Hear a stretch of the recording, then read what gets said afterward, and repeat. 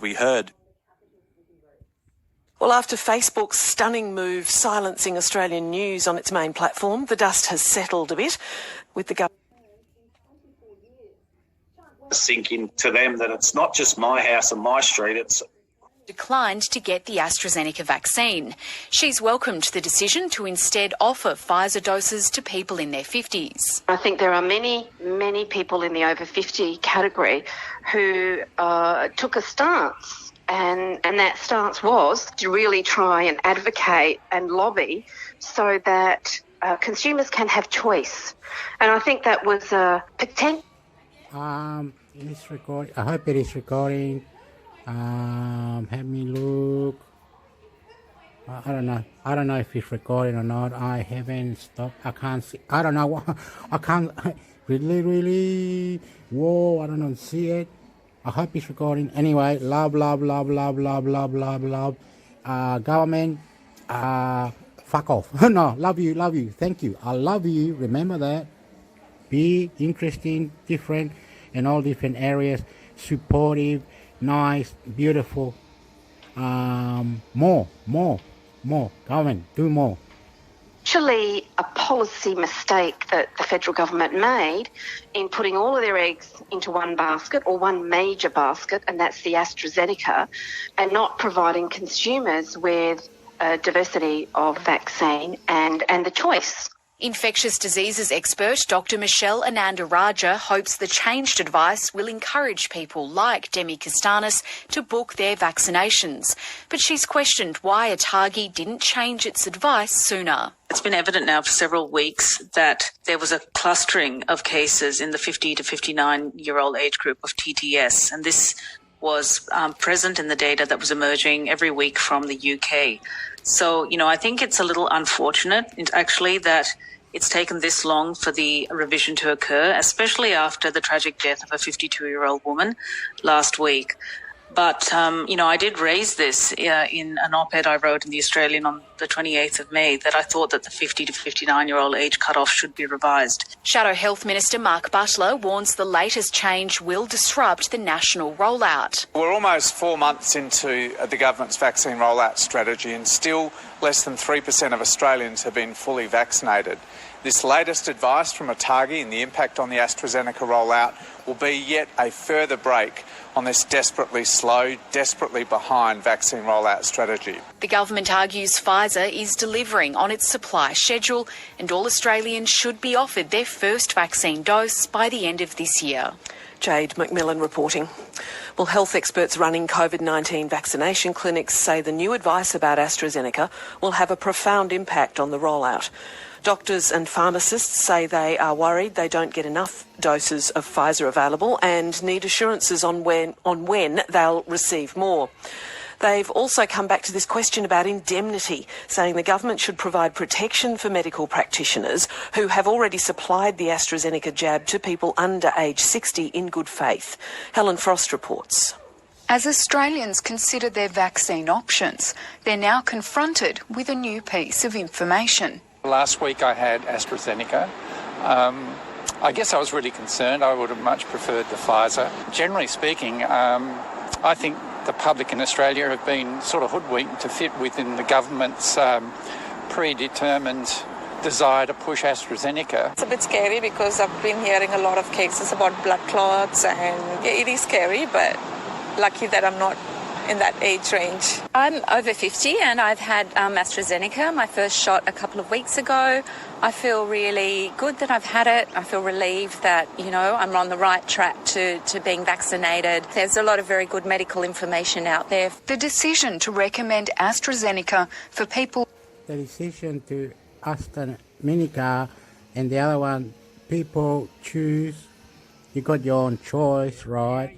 And because of that, you can debate, and after you finish debating, you will know which one you want, how it works, and beautifully love you.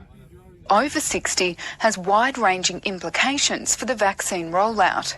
Melbourne GP Dr Mukesh Hakawal says he has hundreds of vaccine bookings for people aged over 50 in the next few days alone, and doesn't have the stock to give them Pfizer.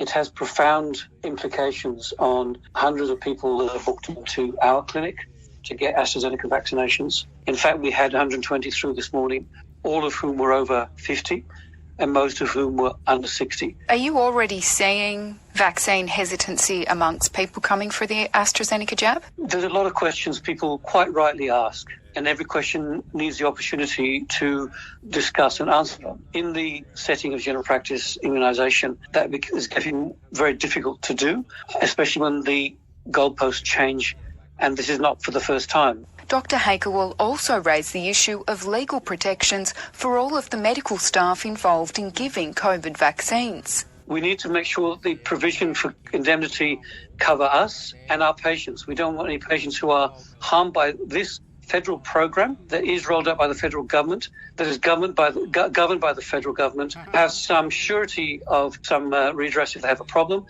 and that doctors, nurses, immunisers doing this in good faith should have nothing to fear from this process.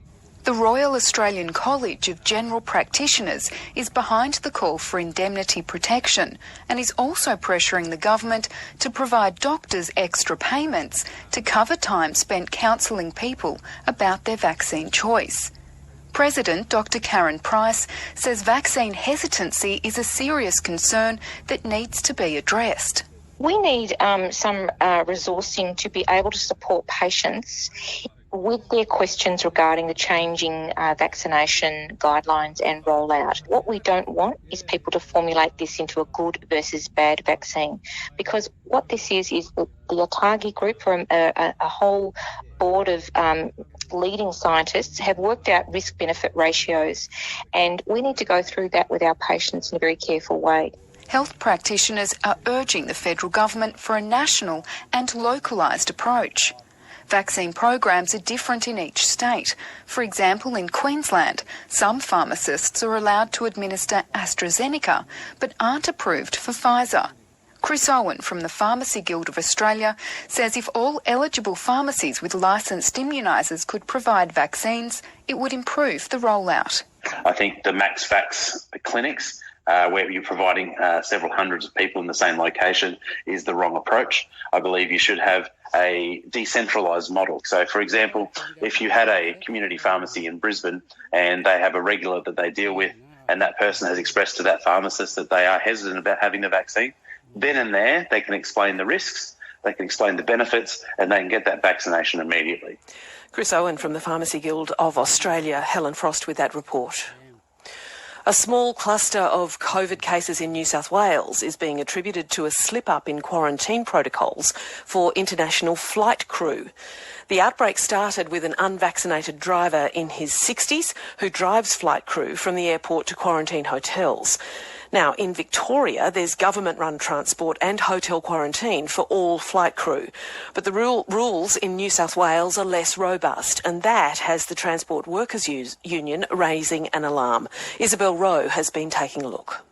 It's a complex system with dozens of vulnerable parts. The hotel quarantine system is not just about the people inside the hotels, but it's about the workers, the people that cook the food, the security people, the drivers. New South Wales Deputy Police Commissioner Gary Warboy says this time it was a driver in that complex system who's behind an outbreak of coronavirus in Sydney's eastern suburbs.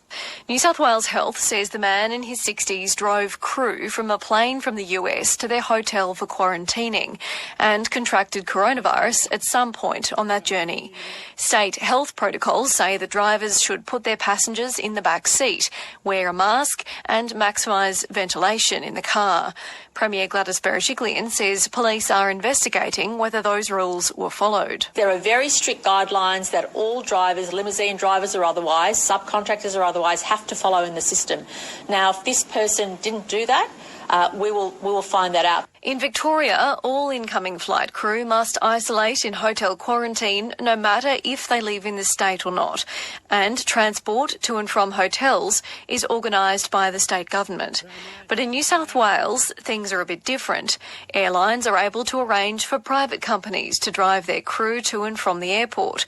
Assistant Secretary of the Transport Workers Union in New South Wales, Mick Peary, says the system for returning passengers is much more thorough. The PPE that needs to be worn by the drivers, face masks, People like the passengers get on first, so there's very little interaction. To be quite frank, there hasn't been one case of areas that we actually look after that has actually had a COVID outbreak or even anyone testing positive. But with the flight crew, there are none of those safety procedures. The safety procedures private drivers are meant to follow are on the New South Wales Health website.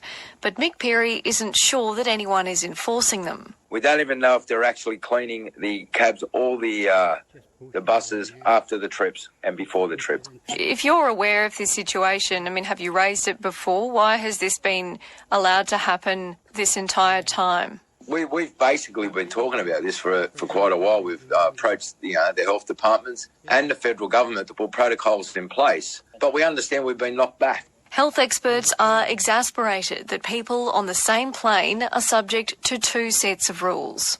To treat them any differently makes no sense at all. Leading epidemiologist Mary Louise McLaws says the New South Wales government must ensure flight crew are treated as if they have coronavirus, in the same way returning travellers are. A surgical mask or a cloth mask, a 3-layered cloth mask, is quite safe in the community. But when you put people in the back seat of a private car and they are exhaling particles, that private car has very little to no fresh air change. The Sydney driver, who now has COVID, was also meant to present for saliva testing every day, but the test that came back positive on Tuesday was the first one he'd recorded. Experts think he may have been infectious since the previous Friday. He also wasn't vaccinated, something Premier Gladys Berejiklian says authorities were aware of. From initial reports, it was actually precisely for that reason that the person was forced to come forward and get tested. So the system actually identified that. She says people employed permanently in the state's hotel quarantine system are all vaccinated. But for people like the Sydney driver, it's not mandatory. Isabel Rowe with that report. And Matt Bevan joins us now with what's making headlines around the world. Hi, Matt. Good morning, Fran. The croaker's back. One of the top stories international. No, we don't. There's a second. Well, as COVID restrictions are starting to be lifted in Victoria around Melbourne, in New South Wales, health authorities are on alert after a second person has been confirmed positive to COVID-19. The second case is a household contact of the first locally acquired infection. Norman Swan, the host of the Coronacast podcast, joins us. Hello, Norman. Hi, Fran.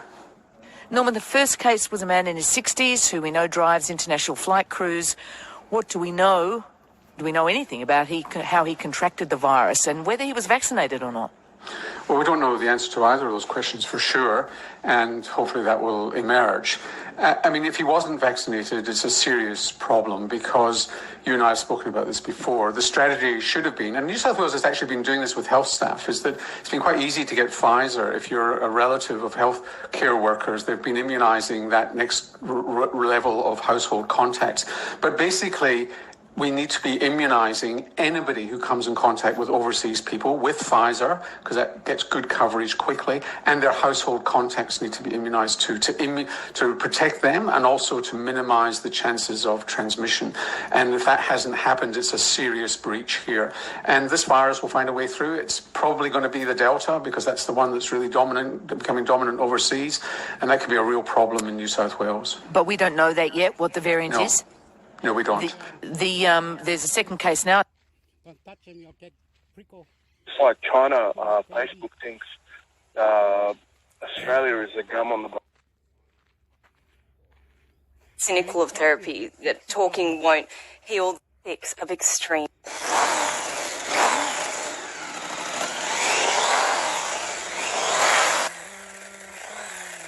So my name's Ramsey Sayed. I'm a university dropout.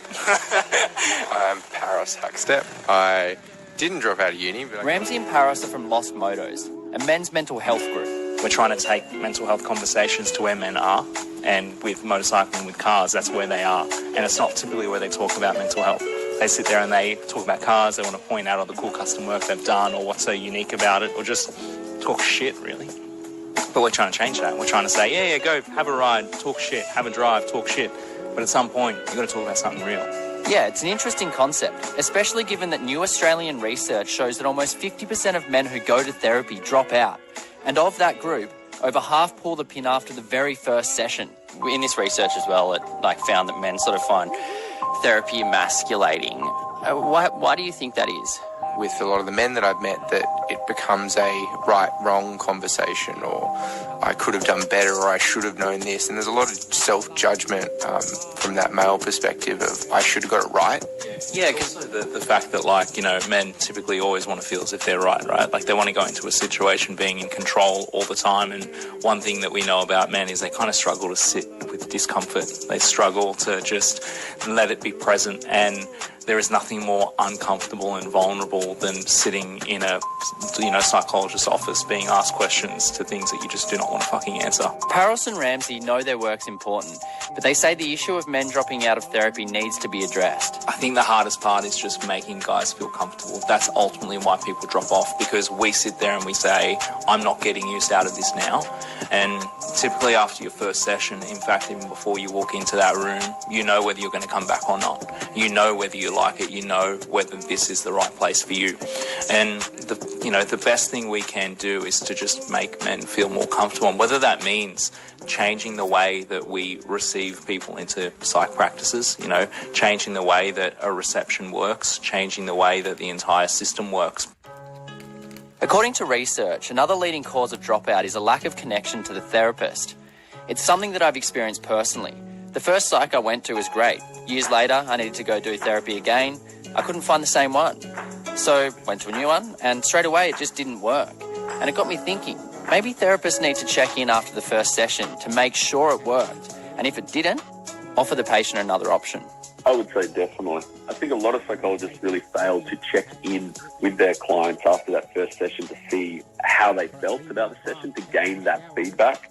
I think too many clinicians hide behind that clipboard almost and just assume that they're the professional and the client should want to come back. Carl Nelms is the director of Bloke Psychology, and when it comes to men dropping out of therapy, he thinks there are a few solutions. We try to, preach in our clinic is always orientating guys to sessions and being real with them and saying, mate, you might not connect with me. You might not think I'm the right person for you. And if that happens, that's cool. We can talk about it. We can talk about where I might be able to refer you if there's somebody outside of the clinic or inside the clinic. Another huge factor when it comes to dropout is being young and the cost of therapy.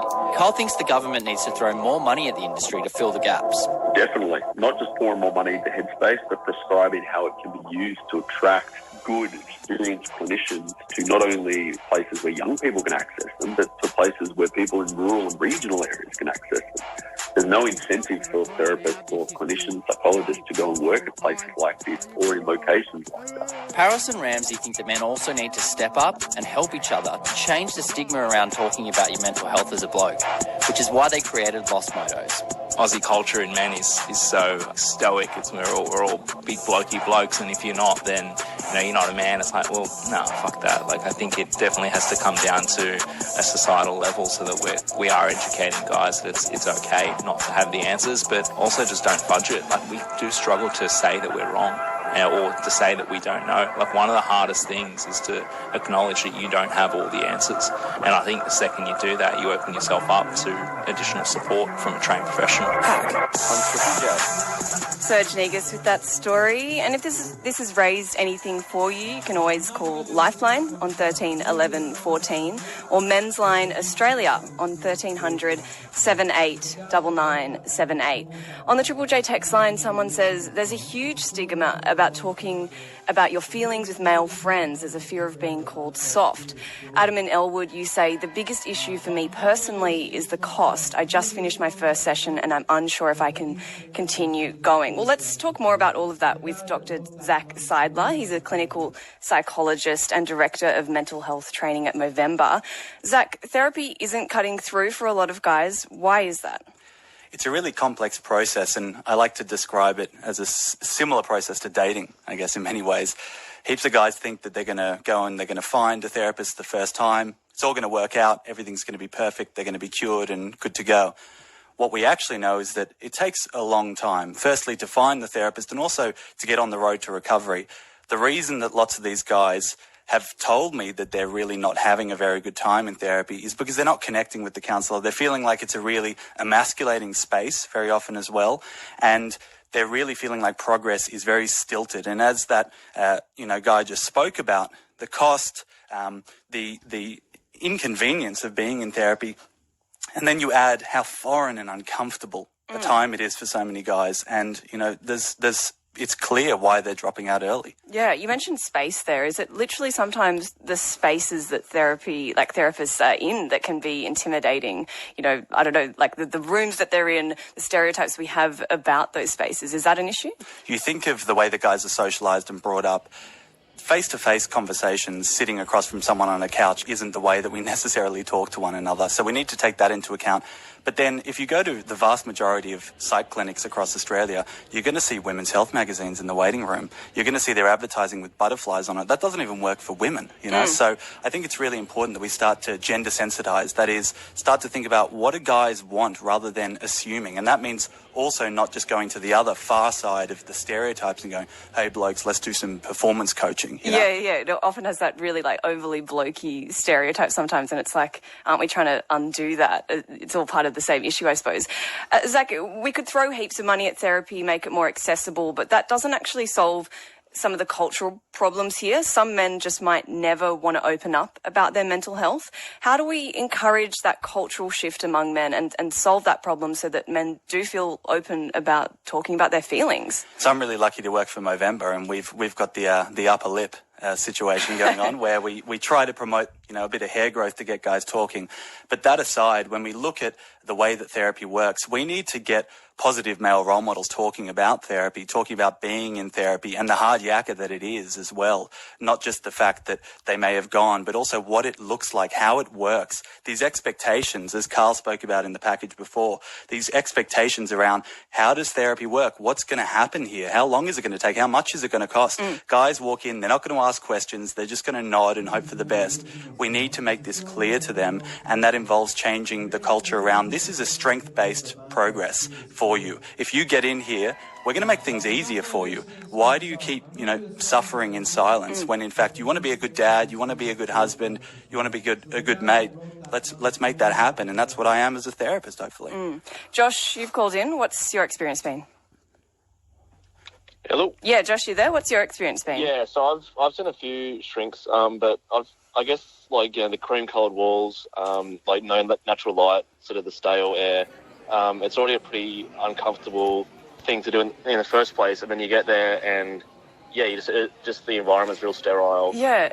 Have you stuck with it regardless of having that barrier? No, I've gone probably once or twice and that's it. So. Right. And have you thought about trying another therapist that has maybe a better office, or giving it another go, or is it kind of made it? You're sort of already putting yourself out there the first time around, and it's such a big leap to do it the first time that I guess once it hasn't worked out the first time and you've already got that notion in your head it's going to be the same thing again. Yeah. I guess also you're going there not feeling why you're feeling the way you are. You're sort of looking for some strategies to start working on that, but you just got that that face-to-face contact with someone you have no idea about, but are expected to open up your innermost thoughts and really get deep. So well, Joss, I think the biggest step is making that appointment. You've already done that, and good on you for doing that. I hope you can find someone else that clicks for you as a psych and keep going with it. But thanks so much for calling in. No drama. Thanks for your time, Zach. This is an ABC podcast. Which was also shared by the Labor spokesman Bill Shorten over the weekend, seemed to suggest that people with acquired brain injuries or with fetal alcohol spectrum disorder might become ineligible for NDIS-funded services. Although Stuart Robert insists that's all just a draft, one of at least 78 different versions, apparently, and the details are... NDIS now, I think that maybe the future is here. People are here, people are there everywhere, different industries, different places.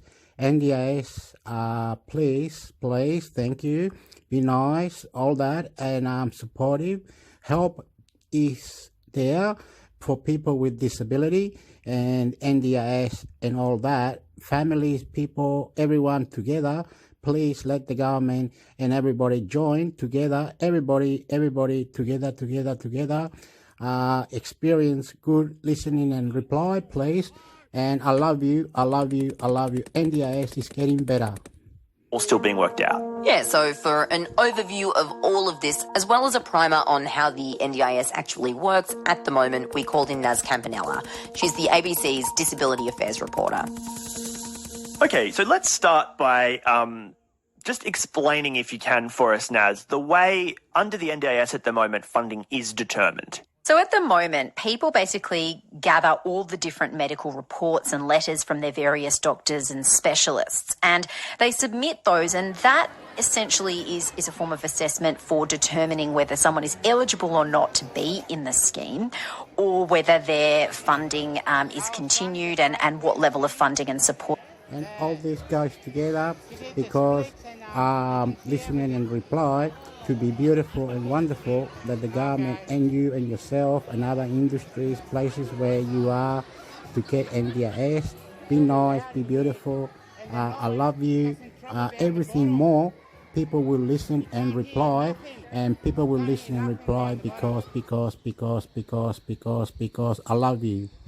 They continue to receive within the scheme if they're already a participant. Right, so it's an expert assessment, basically, of what sorts of supports a person might need. Yeah, so you'll get the various specialist reports and letters from your doctors who you have been working with probably for almost your entire life in some cases. So you might have your whole team that submits something that talks about a few things: your diagnosis, the supports you need, what impact your disability has on you day to day. And that's, in a sense, how things are determined at the moment. Now, there's been some criticism around the fact that some people are spending tens of thousands of dollars on these reports and gathering all this information and material, and independent assessments have been proposed or discussed as a way of breaking that down and ensuring that the scheme is fair and equitable for everyone, so that people aren't going around and spending these thousands of dollars to gather all this information. We've got some exciting tourism and travel announcements today, of course, but also welcoming Stuart here today to talk about some important work that's being undertaken in the NDIS space. Stuart. Yeah, thanks, Bridge. I'll just couple past you. It is great to be in Launceston. So the Minister, Stuart Robert, was touring Tasmania a couple of weeks ago. He was visiting an NDIS provider there, and he spoke about this topic at length. He pointed out, for example, that an NDIS participant with a plan, say in Hobart, their average plan would be worth around $105,000. Now, that's in comparison to someone, say, in Launceston, whose plan might be worth $80,000. Why is it the average plan right here in Launceston is 20% lower than in the capital city in Tasmania? Why do we see disparities of 40 and 45% in South Australia and right across the country? Why does your postcode determine your package? And it shouldn't. He says that this is just not fair and equitable, and these assessments will make the system more equitable for all Australians with disability. He also pointed out that the assessments have always been in the plan for the scheme. They were an original building block of the scheme. The Productivity Commission, when it actually built the scheme in 2011, strongly recommended independent assessments, as have multiple reviews, including the Tune Review.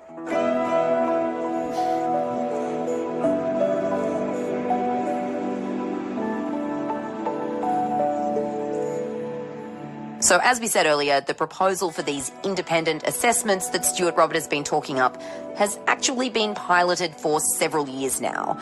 So to hear about how that has been working, we found someone who knows firsthand.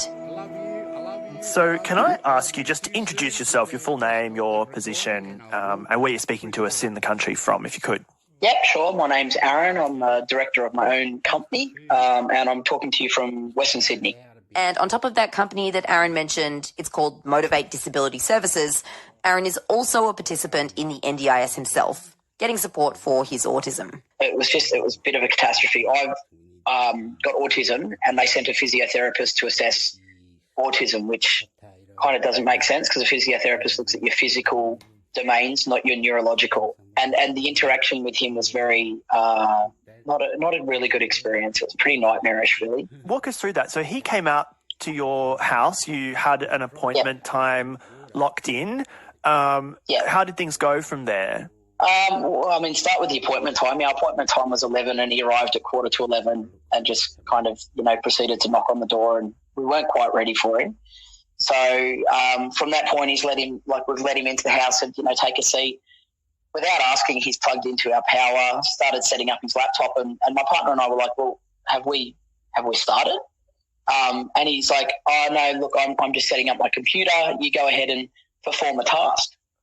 And, we just kind of looked at him and went, what task? What do you want me to perform a task? And it's quite nerve-wracking, right? Because this person is coming into your home to essentially assess the level of support that you should be offered from the NDIS. So you don't know in this interaction what is being, as you say, is part of the assessment that he's there to conduct. Yeah, we asked for certain explanations. I was like, well, does this question relate to mobility, or does it relate to how I cope with the situation? And the answer was just like, well, that's the question. And what sort of ground did you cover over that period of time with this person who identified himself as being a physiotherapist? What were in these yes/no questions that you're describing? They were fairly basic. So ones were kind of, can you take out the bin? Can you catch public transport? And when we went in to try and explain how that looks for me, like I've nearly been arrested at an airport once because I wasn't coping with what was going on around me at the airport, and my behaviour, kind of escalated. And when we tried to explain that to him, he actually turned around and said, well, planes aren't public transport. So it's kind of like, well, then you'll need to specify what public transport is then, which he wouldn't. So I guess there's that kind of thing where it's like, well, there's context behind these questions. There were other ones like, can you shower yourself? Can you dress yourself? Now, the answer is, I can dress myself. But if there's something missing in that routine in the morning, like if I have socks missing, it stops me for about half an hour until I figure out where the socks are, what socks I should be wearing. I had an idea in my head what was, if you can kind of, I hate to use the example, but a bit of Sheldon, when that kind of situation gets thrown and he doesn't get his seat and how upsetting that is, that's kind of, that's the life of many autistic people when there's something out of whack. And trying to explain that to the physio it didn't happen. He didn't want to hear it.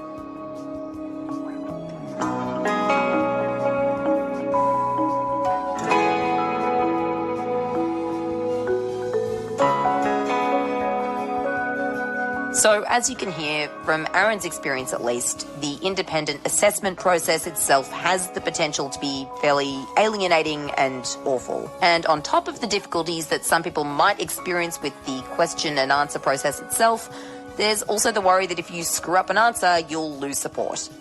Yeah, and look, in Aaron's case, he managed to get a copy of what his assessor found. And he says because this independent assessment process is still at this trial stage, he didn't lose any support on his NDIS plan. There was no change at all. But he's worried about what happens when it stops being a pilot and it starts being real. When I did ask for it, the independent assessment company that provided the assessment didn't know whether they could release it. They basically said, no, we can't. And then I kicked up a stink and said, well, it's my information that breaches the Privacy Act. And then I think they approached the NDIS and the NDIS said, yes, you can. So it took about a week for me to get the information back after the assessment. And then it did come back from the NDIS themselves, from kind of like a client manager or something like that, a client officer, relations officer. But that information, and this is where this pilot is flawed as well, it didn't provide, and I did ask for this, it didn't provide a draft plan, I guess. So the whole thing with the NDIS is that you put your assessments in, you have a planning meeting, and then the planner goes away with all the information that they've provided and they produce a plan. And that plan will tell you what you've been funded for that year, what your goal, based on what your goals are, etc. So my question back to the NDIS was, well, where's a copy of the draft plan that this assessment would produce? And they basically went, no, we're not doing that.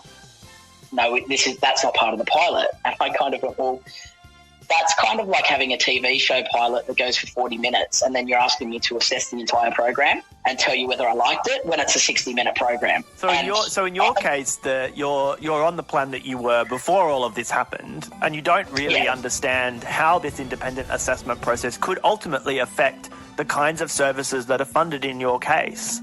Yeah, that's exactly right.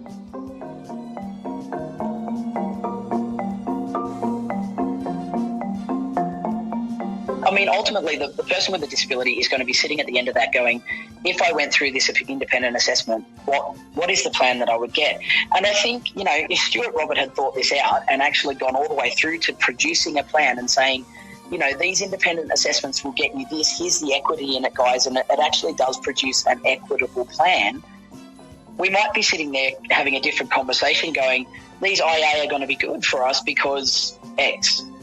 But he's not doing that, and that's where you kind of sit there and go, look, you can paint it up all you want and call it something else, but I think, we might have disabilities, but we're not stupid. I think that's the crux of it. And in your situation then, Aaron, you don't know whether through this process you might have got a better targeted set of supports or whether you would have lost some of the supports that you are currently provided. Is that right? You just don't know what this process would have yielded if it were kind of formally and officially rolled out? Yeah, 100% don't know.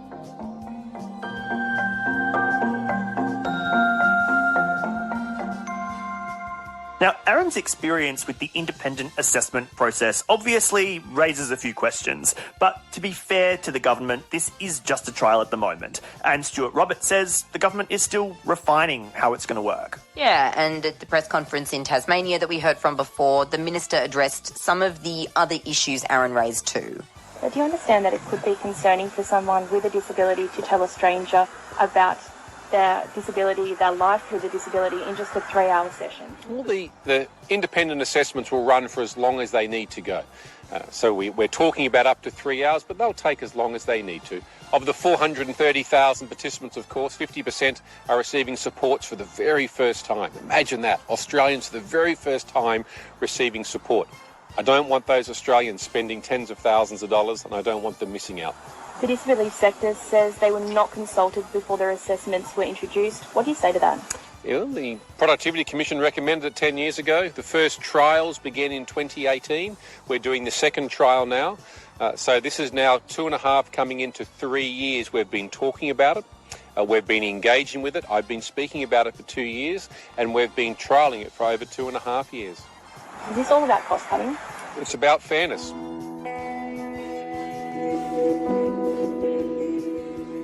But, as you might imagine, disability advocacy groups are less than convinced, which is a message Naz has heard a lot. Who is conducting this independent assessment? So the independent assessments will be conducted by allied health professionals. So we're talking here things like speech pathologists, physiotherapists, occupational therapists, those sorts of professionals. There's been, I guess, criticism and concern really building from the disability community, and it really has culminated in the last couple of weeks with a letter from 20 peak disability organisations basically calling for these independent assessments to stop. They say that there's been a lack of consultation around them. They say that it's a real tick-a-box type exercise, and they say that people are really concerned that supports that they've been fighting for years will be lost in this process. There's a lot of concern around particularly people with cognitive disabilities. So in that case, we're talking about things like acquired brain injury, intellectual disability, or autism, where people might not necessarily represent accurately. So, for example, you might ask someone, do you go to the shops on your own? And the person might answer yes, but they don't let you know that they need support to cross the road to get to the shops. So it's those sorts of nuances that people are concerned about, that those allied health professionals will be quite junior and won't understand those nuances to give an accurate picture.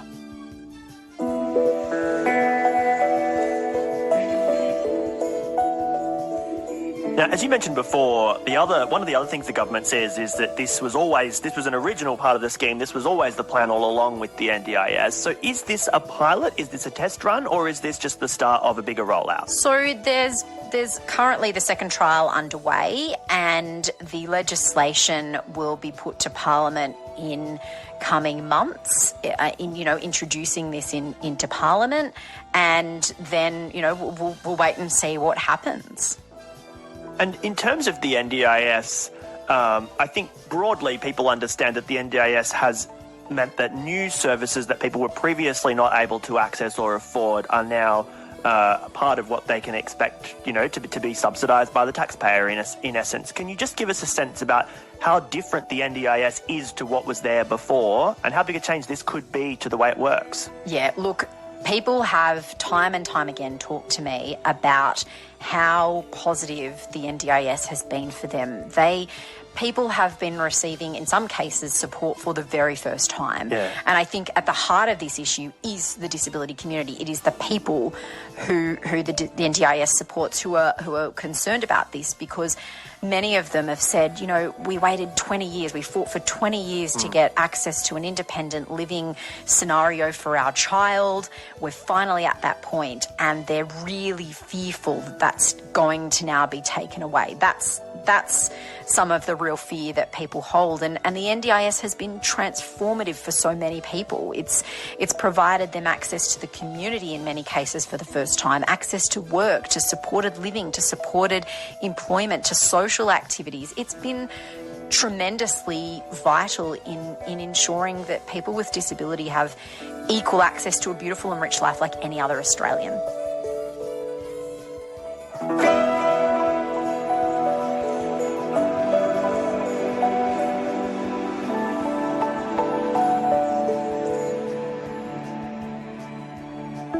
That's the signal for today. We'll be back in your feed at the same time tomorrow. We will catch you then. Bye. Bye. Okay, I'm about to cry now. I think only you the human, only you the family, only you with your kids, only you with your parents, only you with your friends and your family. Ring them up, do whatever, do better, get out there, enjoy, look out, make sure you go the right direction. Do the right thing, be a champion, don't be shy, don't let the cat take your time. What are you waiting for? What are you waiting for? Ask, do what you need to do. I live in Illawarra, and here in the Illawarra, my mother lives in Canberra, 3 hours away. Over there in Canberra, my mother's got a lot of buildings, a lot of places. Here in the Illawarra, the same. We should all join together. Beautifully, beautifully, beautifully. Can the NDS buy your computer? Can the NDS help you buy a book, pen, paper, a phone, a mobile? Can NDIS do more than what they are? Beautifully, question, debate, all listening and reply. Families, sexy people, nice people, mental health, everything. I'm cutting this off somehow. I don't know how. I love you, I love you, I love you, I love you, I love you, I love you. Right now, and there's more. Get out there. If you don't, they will come to your door, or someone will help you. You'll be lovable. Smooch, smooch, smooch to the max. You are NDIS. You are the government. You are the people. You are the providers. You are everything. Question, debate. I love you. Thank you for everything. Love you, love you, love you. More, please, because. We heard